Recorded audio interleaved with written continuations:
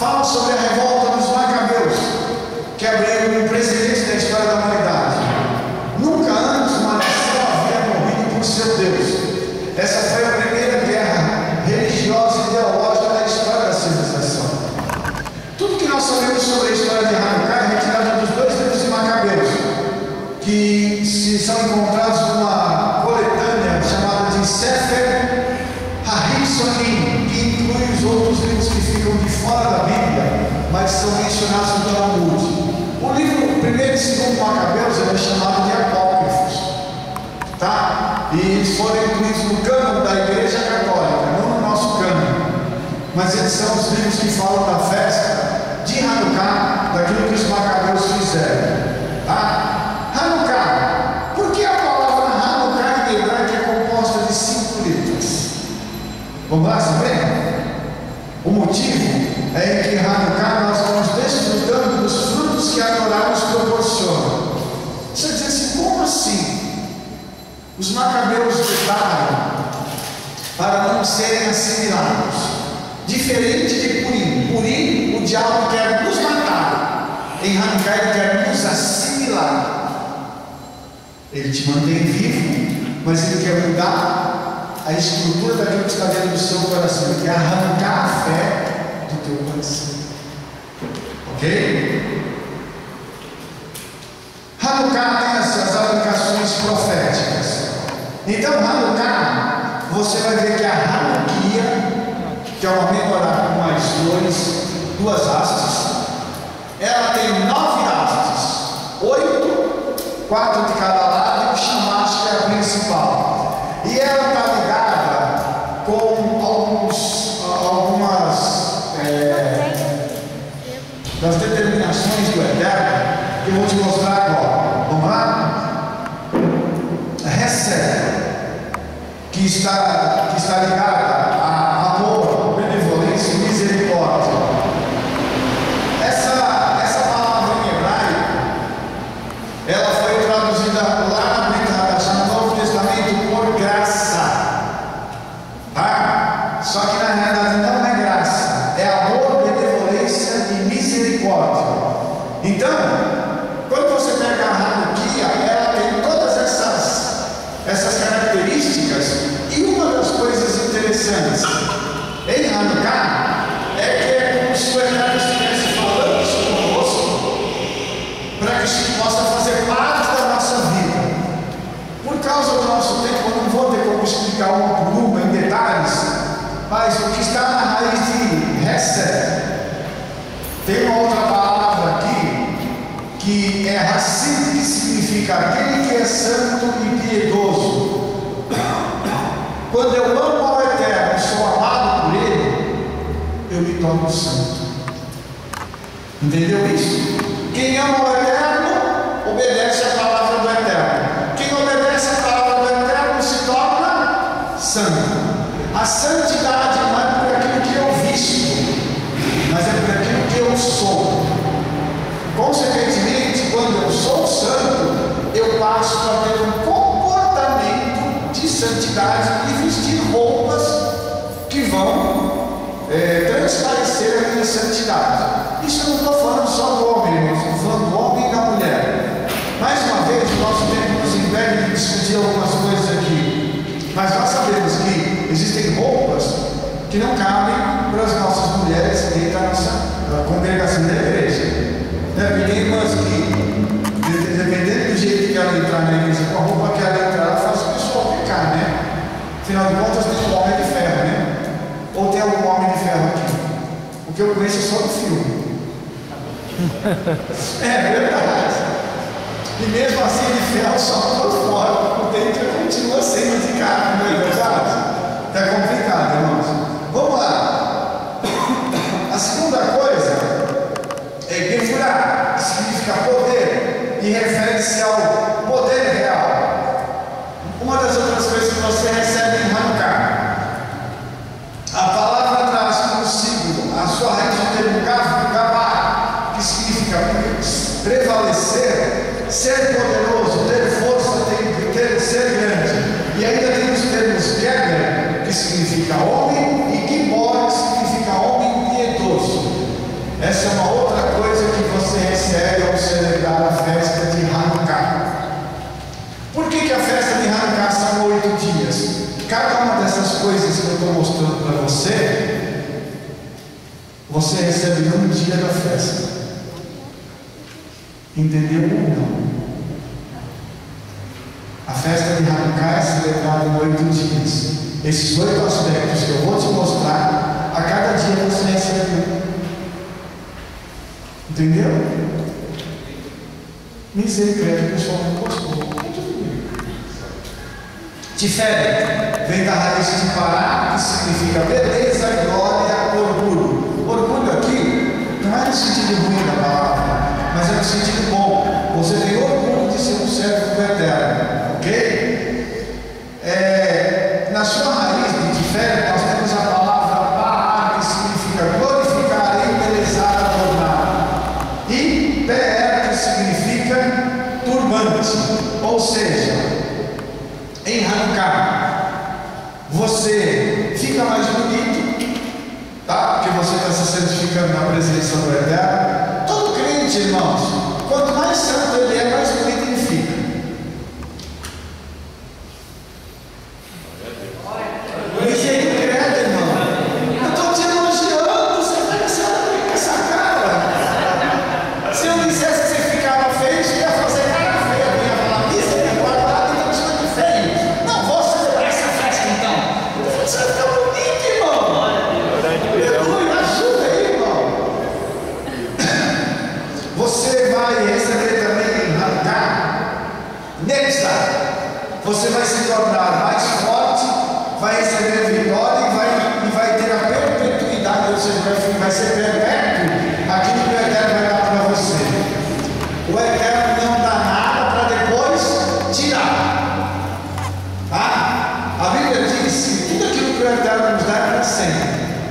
Os dons e a vocação do Eterno são irrevogáveis. Está claro isso? Outra coisa, irmãos, essa palavra tem na sua raiz natsal, significa livrar, salvar e resgatar. Uma das coisas que o Eterno vai fazer comigo e com você em Hanukkah é nos livrar, nos resgatar da assimilação. O que é assimilação? É tudo aquilo que vem do mundo que vai contaminar a minha vida e a sua. E o diabo está doido para fazer isso comigo e com você.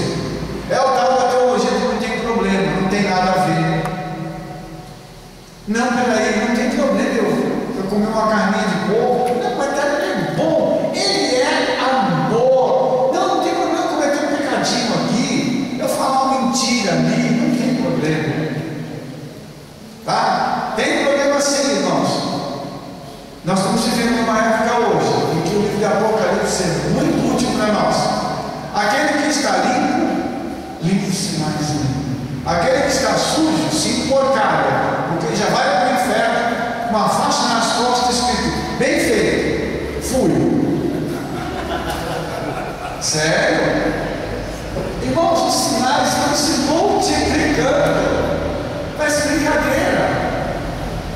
Os irmãos viram aquela colheita que Satanás fez no Rio Grande do Sul.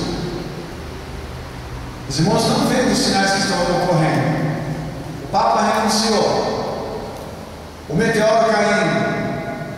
Se isso não é sinal para você, então você me ajuda. Tá? Se a gente não abrir o olho, o que vai acontecer? Então, por favor, abra os dois. Dizem que em terra de céu, quem tem um olho é rei. Eu tenho os dois, e eu acredito que você tem os dois bem abertos. Tá? Roda, esplendor, majestade, vigor, glória. Tá? Por que isso vem para a gente em Hanukkah? Porque em Hanukkah o Eterno te coloca numa posição diferenciada de todas as outras pessoas. Você é tido como um guerreiro, mas um guerreiro vencedor. Tá? Porque existem dois tipos de guerreiros. Existe aquele que entra na guerra sabendo que vai vencer, e aquele que entra na guerra não sabendo qual vai ser o resultado dela. Esse, o segundo, certamente será derrotado, porque ele não entra com a expectativa correta. E Yeshua já deu para mim e para você a vitória. Ele não vai nos dar, ele já deu. Aleluia. E isso é diferente, irmãos, daquele que entra. Será? ter certeza que ele vai ser derrotado. Uma outra coisa que nós vamos receber em Hanukkah, Yesod, alicerce, base, que vem do termo Yassad, que significa estabelecer, fundar, lançar alicerces. Nós sabemos que nós temos a nossa vida já bem alicerçada em Yeshua. Yeshua é aquela rocha sobre a qual nós colocamos os pés e nada vai nos abalar. A Bíblia diz assim no livro de Provérbios: o justo não teme más notícias. Pode vir qualquer notícia para você, você vai continuar confiando no Eterno. Aleluia, gente. Porque você tem um alicerce, uma base segura. Você sabe que Satanás pode investir contra a sua vida, mas mesmo assim, a aparente derrota será transformada numa grande vitória. Vamos terminar com Malhut, que significa poder soberano. O termo na raiz é Melech, que significa rei, e Melukar, que significa reinado, beleza. Nós já fomos feitos por Yeshua, reis e sacerdotes auxiliares, porque nós estamos fazendo isso em associação com o rei que é Yeshua. Curiosidade, tá? Essa palavra aqui, Malhut, significa soberano. No Novo Testamento, ela aparece de uma forma diferente. Ela aparece traduzida como reino. Ok? Então, toda vez que você vê lá, o reino de Deus está escrito lá no hebraico, Malhut, poder soberano do Eterno. Eu não sei se você se lembra, mas Yohanan, o João, o imersor, que você conhece como João Batista, ele diz assim: o reino de Deus está entre nós. Não é o reino, é o poder soberano. Quando é que o poder soberano chegou? Quando Yeshua começou o seu ministério. Irmãos, eu não sei se você entende, mas eu e você recebemos a autoridade desse poder soberano para realizar as mesmas coisas que Yeshua fez naquela época, hoje. Poder soberano significa que nós somos reis e sacerdotes auxiliares do Eterno, com uma procuração assinada pelo Todo-Poderoso para realizarmos as mesmas coisas na terra. Você entendeu isso? Cadê a procuração, mano? Eu te mostro. Está aqui. Foi assinada com o sangue de Yeshua para mim e para você. Você está usando a procuração? Você está usando aquilo que o Eterno colocou nas suas mãos? Espero que sim. Ok? Vamos passar aqui. Curiosidade sobre a festa dos Macabeus. O nome Macabeu, apelido usado pelos 5 filhos de Matitiah e aqueles que lutavam com eles para defender o judaísmo, deriva do acrônimo Mi-Kamor Ha-Baelim Hashem, ou Adonai. Ou seja, quando você fala a palavra Macabeu, você está dizendo: quem é como tu entre os fortes, ó Eterno? Esse é o seu nome. Alguém aqui quer ser Macabeu? Misericórdia, então os irmãos que querem seus guerreiros que vão lutar. Você não entendeu o que é Macabeu, né? Por isso você não falou nada. Os Macabeus eram o apelido daqueles homens que lutaram e venceram os gregos. Era um exército desse tamanhozinho que derrotou o império. Agora você só fez sua ficha, né? Eu quero ser um Macabeu, eu quero ser um guerreiro para lutar. Nós não sabemos ao certo o tamanho do exército Macabeu, mas mesmo os mais otimistas estimam que contasse com cerca de 12.000 homens. Esse punhado de pessoas lutou contra uma potência militar de 40.000 soldados, equipados com armamentos e elefantes, os tanques da época. E os fracos venceram os fortes. Somos nós. Sabe uma coisa que é interessante? interessante? A pessoa olha para a gente e diz assim: vocês não vão conseguir, e daqui a pouco nós estamos com uma vitória nessa noite. Quando eu recebi Yeshua, há 34 anos atrás, a conversa que eu ouvi era o seguinte: e os crentes são um povinho. Passaram-se os anos, nós fomos crescendo. Eles já falavam assim: nossa, agora vocês já são um povo, né? Ultimamente o que eu tenho ouvido é o seguinte: nossa, vocês são um povão, né? Olha que diferença, né? Éramos um povinho, agora já somos um povão, em fase de expansão e crescimento. Ou seja, nós não vamos parar de crescer, não. Satanás se cuida porque nós já chegamos. A maioria dessas batalhas contra os gregos ocorreu na região das atuais cidades de Jerusalém e Tel Aviv, inclusive um local chamado Modim, situado ao oeste de Jerusalém, que pode ser visitado pela história. Jerusalém e Tel Aviv. Pegando o mapa, o local onde as batalhas ocorreram foi nesse círculo aqui, ó. Tá? Isso só para você se localizar geograficamente de onde ocorreram as batalhas na época dos Macabeus. Tá? Não foi um raio muito grande, mas o impacto que isso causou na nação foi muito imenso. O que significa isso? Significa que o que nós fizermos pode ocorrer num espaço geográfico pequeno, mas isso vai influenciar toda a nossa nação. Eu acredito que um grande avivamento já está batendo a nossa porta. Lá na nossa congregação eu oro toda terça-feira pedindo: Eterno, traz um avivamento sobre o Brasil. Começa com a gente. Eu tenho certeza que um avivamento virá e vai varrer a terra nesses últimos dias. Amém.